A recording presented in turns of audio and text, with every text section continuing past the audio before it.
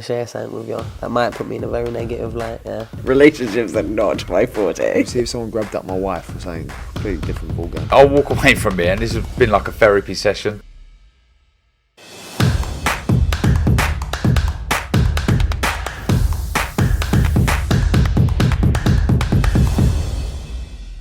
Razabani for IFL TV, proudly sponsored by Everlast. With me on Zoom, the knowledge, Mr. Spencer Fearon. Spence, been a little while, been a week or so. How are we doing? I'm good, you know. Even better for speaking to you, Raz.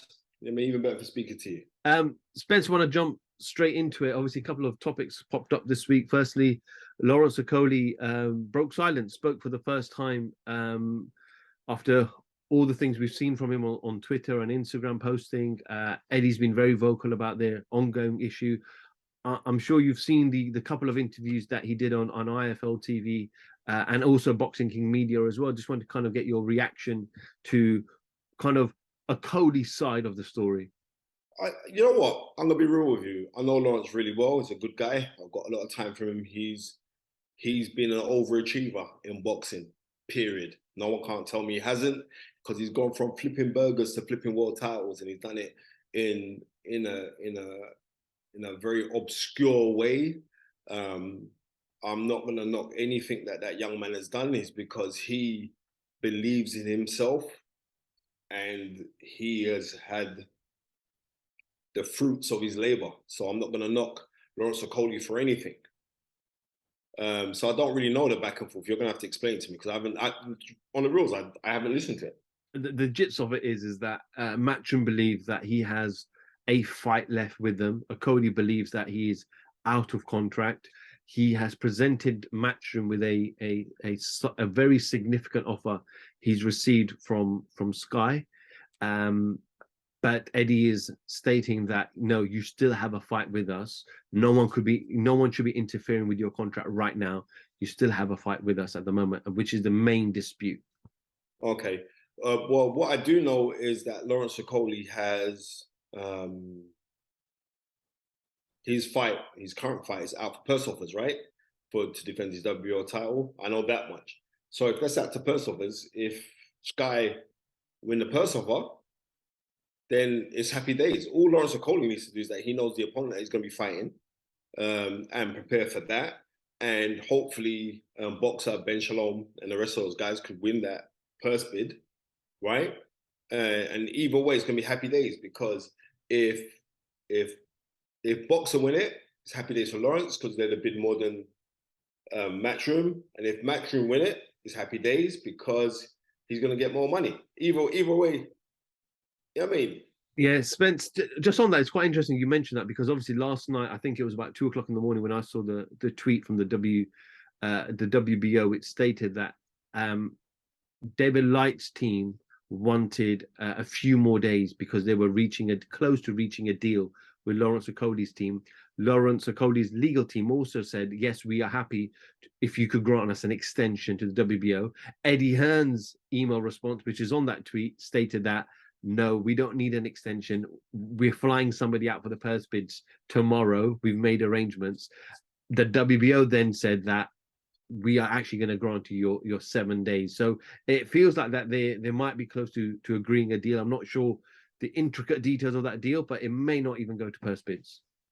Well, whatever happens, right? Because if it's gone to purse bids, right?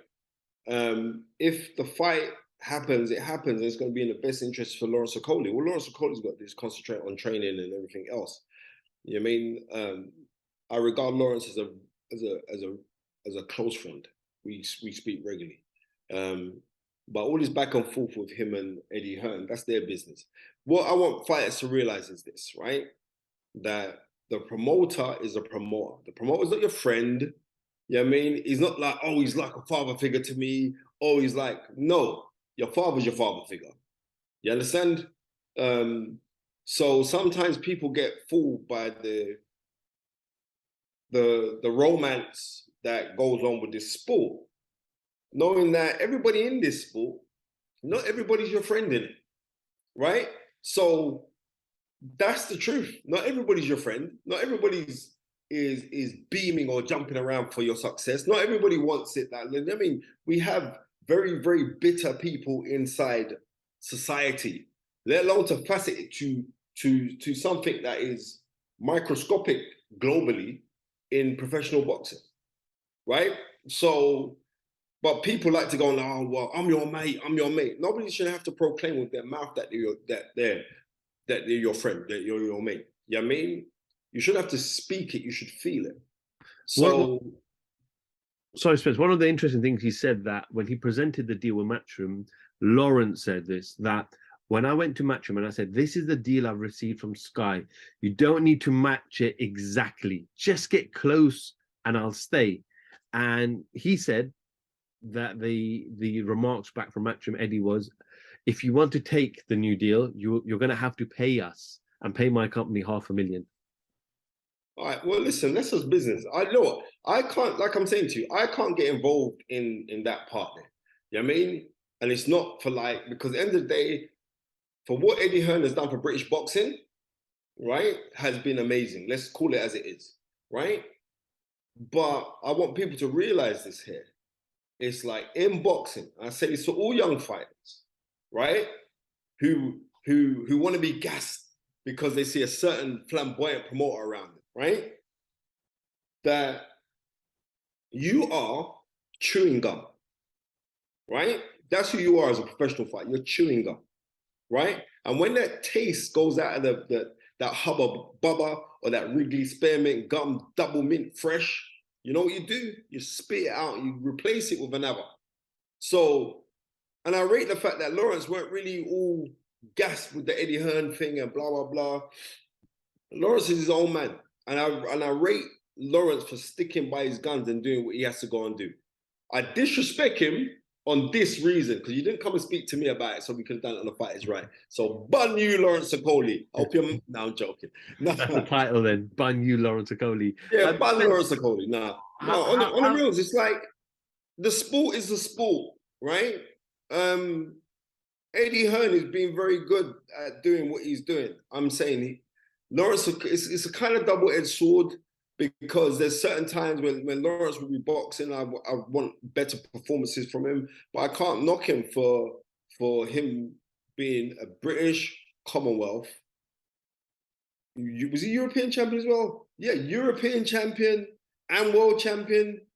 Well, I know like none of those guys who went to the Olympics that he went to in 2016 that has accomplished what he's accomplished. None of them.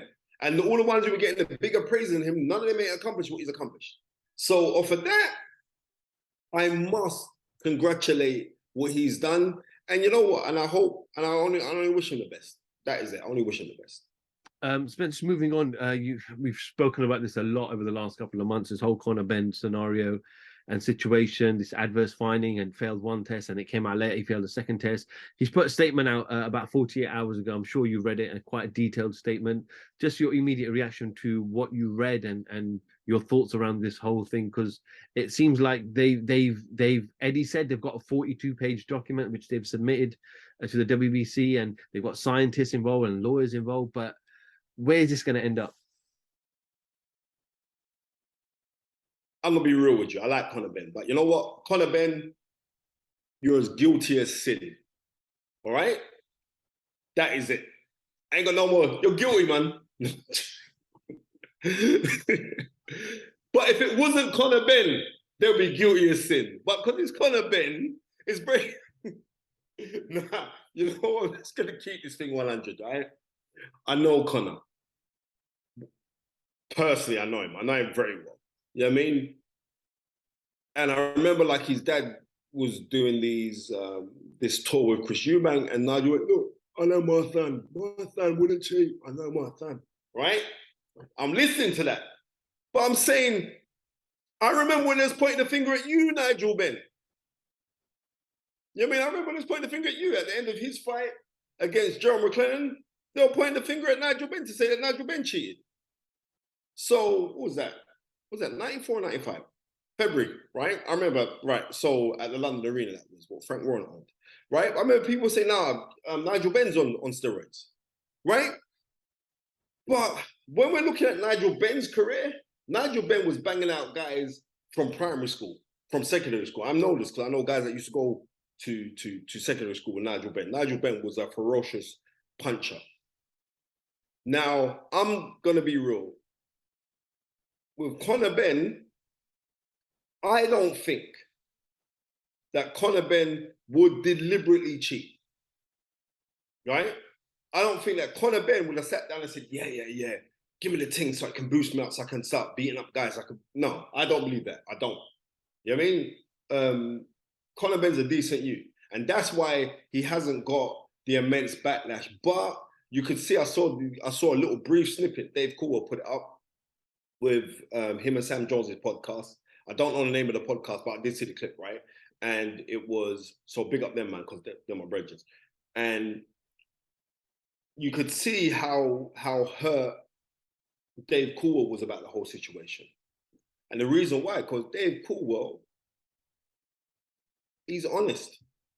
Now, when everyone's saying, like, I know Conor and he wouldn't cheat. I know Conor, he wouldn't cheat. I get it, right? But I'm trying to say the people around him. And I must also say an apology to, what's the doctor brother that was around him? You know what I'm talking about. Yeah, I can't remember his name. The Asian brother. Yeah. Sajid? Dr. Sajid, something like that, yeah. Right. So Dr. Sajid, my massive apologies. Because I was saying, like, boy, you should have been called in. But at a time when... Usman Sajid. So my apology to Usman Sajid. I saw him the other day at the Tyson Fury fight as well, right? And because he wasn't working with Conor at the time when these alleged samples and all the rest of it. So I have to apologize. I said, I wanted to blame someone, I was blaming him, right? But it seems like, you know what I mean? He's been vindicated because he wasn't he wasn't working with Conor at that time. But what I am saying is this. I refuse to believe that Conor Benn would deliberately take any form of substance to go and fight to injure somebody. I don't believe it. But what I do know is this. If you've got a team around you, after you finish training, someone says, take this drink, right? Someone says, inject this to boost your immune system. You're not questioning that it's something that can be damning to you because you have trust. I mean, when I was to fight, I mean, loads of other little fighters. I've had fighters where they got to get injections for pains in the metacarpal or things like that. We don't specifically know what's in that. You know what I mean? You're tired. You just finished a training session. Someone gives you, take the supplement drink. You're back in it. You're not gonna. On this, it's got. You're not. But what I am saying is, unfortunately, Conor Benn has come from Australia after being in Spain and come to the UK. So he hasn't got a team around him. He ain't got his day ones around him. Do you get what I'm trying to say? And sometimes you need your day ones around you. But when you got your day ones around you, it's kind of different. You're kind of navigated differently. You come to the UK, you've got a new set of friends. You know, you got your family around you, like Justin Benn, who have to big up. But you haven't got your foundational friends around you from the day dot. And because you haven't got them around you, it's kind of different. And maybe you could have made a gross error or whatever not. But I would not want to believe that Conor Benn has willfully cheated. Spence, I know he said from the tone of the statement, it seemed like it was nearing a conclusion and a verdict will be given soon. And he clearly expressed his innocence. And it feels like from the statement that the excuses, the reasons are tangible and acceptable. And they may get. I haven't seen the document. I'm good. No, I'm just giving you my thoughts on the statement itself. Okay, now, thank you. Is the public going to accept that? Is he going to have to live with this for the rest of his life? There's loads of professionals that are pop dirty. Yeah? Loads. I don't even go name out the names because some of them are like kind of heroes of mine as well, but they pop dirty. But the real ones ain't pop dirty. So my real heroes, Muhammad Ali, alhamdulillah, love him, right? Sugar Ray Leonard never popped dirty, even though there was rumors that he was taking supplements, especially when he fought Tommy Hearns on June the 12th, 1989. There was talks about him being on something because he bulked up. You know what I mean? There's been talks about certain athletes that have been on it. But the real greats, there ain't been no stories on them taking no supplements. There ain't been no stories on Floyd Mayweather taking these supplements. In fact, Floyd Mayweather bent the rules so much to try and clean up the sport because he said, listen, bro, no one's not taking no supplements or fighting me. You know what I mean? Everything, I got hard work, dedication. So big up Floyd Mayweather, right? So no, on the real ones don't need to take nothing. The real ones, they don't need to. The real ones, they know the schools pay the bills. You can take all the drugs you want to take, right? But in saying that, if you are taking a performance enhancing drug, then the book should be thrown at you. Hard. You know what I mean? Hard. But like I'm saying, and I'm going to say this again, I don't believe that Conor Benn would willingly cheat. But if he has, then the book should be thrown at him. It's like somebody coming into your house, Raz, we'll call you Raz, I come into your house and Raz has got a big knife in his hand, blood dripping, and there's a dead body on the ground. I'm saying, Raz, the brother's dead, you know? And you're saying, yeah, but you know what? I didn't do it. Who? You didn't do it. Prove that you didn't do it. And that's all I've got to say on the case. Spencer, if when he resumes his boxing career, because Eddie said no matter what, whether he serves a suspension or not, he will resume his boxing career at one stage. How much of this is going to be on his head? How much of this is going to be going through his head day and night all the time? And there are fans that are probably not going to believe him. There are people that are probably going to not accept his apology. But how much of that pressure is now going to increase all of a sudden? I guarantee if you did a poll right now to how many people think that he's actually dirty, I think it'd be overwhelming on the side to think that he's actually dirty, right? But you put a camera on people and say, is Conor Benn dirty? They're going to say, nah, he's not dirty, he's clean. And all the rest of it, that's what you're going to get. Yeah. But when I'm telling you that I don't believe that Conor Benn would willingly cheat, I'm just saying, like, I don't believe, because I know the youth, he's a good youth, man. He's a good kid. So I don't believe that. But Spencer, if there's anybody else there who's guilty of sin. Spence, the first sample that he failed was back in July. Now, a lot of people would argue and say, why has it taken 5 months, by the end of December, be probably 5 months, to come to a conclusion? Shouldn't you have cleared your name closer to that time, and rather than waiting until failing a second sample and then also further keeping it quiet until the media leaked it? Of course, but it is what it is. You know, it is what it is. I can't even, you know what? When you speak and you put things like that, it kind of makes you think, ooh. But as I'm saying, I'm not in no position to throw no stones at anyone. I just pray that he is innocent. Spencer's moving on into the heavyweight division. Just want to ask a question. Obviously, Anthony Joshua's flown out to America. It's quite obvious. Eddie's made it very clear. He was training with Virgil Hunter for a number of days. He's now in Dallas training with Derek James. It seems like, and Eddie said himself, he's going to await the announcement of his training team before they announce who the opponent's going to be. So it looks like he might be changing things again. At his age, at 33, 32, whatever he is, Spence, how much can he change? How much can he undo and learn more at that age, considering he's at his peak now? I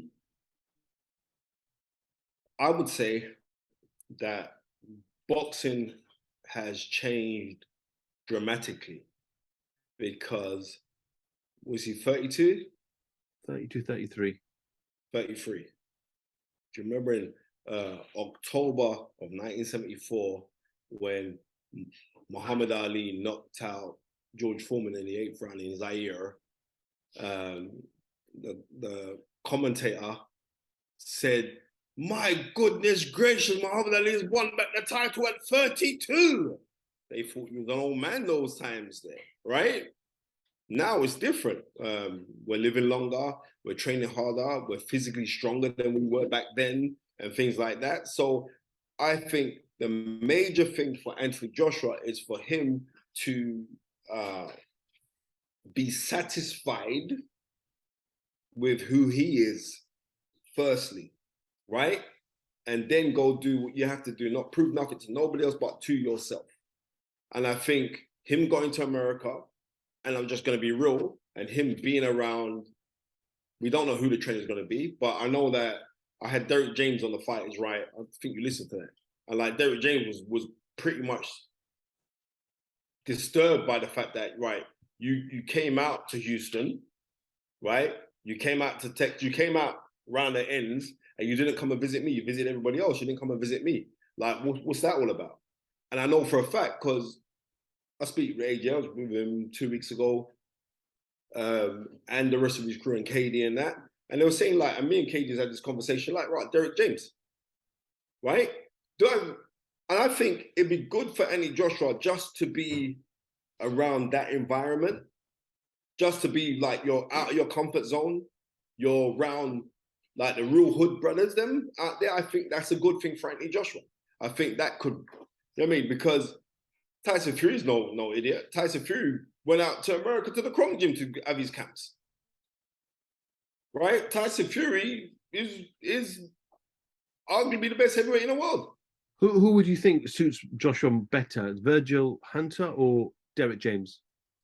It's a shame that they both can't work with him. Right? I was speaking to Virgil on Sunday night, and he came out and done some bits. And Virgil surprises me with the things that he's even forgotten. Right? So Virgil will drop some real bombs. Like, we're speaking about certain fights, and certain fights are up and coming as well. And he's saying what I should be looking out for, or this and that. And I've actually said, well, you know what? I've actually learned something here from you, Virgil. Right? But for the rough and tumble, for the listen, I'm going to tear off a guy's head, I really do believe that Derek James is an excellent pick for him for that. I think technically, and when we say you can't teach an old dog new tricks, that's actually rubbish. You know what I mean? Science teaches about the brain capacity, how to reinvent itself over 14 days. So if you do something over that 14 days period, this is not me, this is science telling me this. So I think, like with Anthony Joshua, I think new things can be taught to an old dog in him, because the old dog isn't that old. And it's down to your own enthusiasm. And if you are enthusiastic enough to say that you want to learn, then I think it's going to work for you. But I think Derek James would be suited for him, because I'm going to be real. Derek James has got killers in the gym. Right? Charlo, killer. Errol Spence, killer. You're going to be around those guys? Yeah. You are of your environment. Right? But unfortunately, with Anthony Joshua, he's been the top dog in his environment. He was a top dog.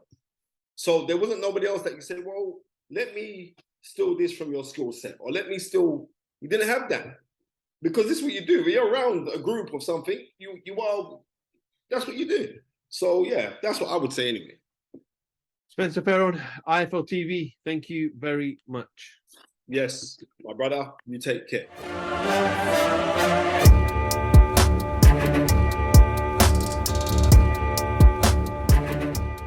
I'm going to share something with you that might put me in a very negative light, yeah. Relationships are not my forte. See if someone grabbed up my wife or something, completely different ballgame. I'll walk away from it, and this has been like a therapy session.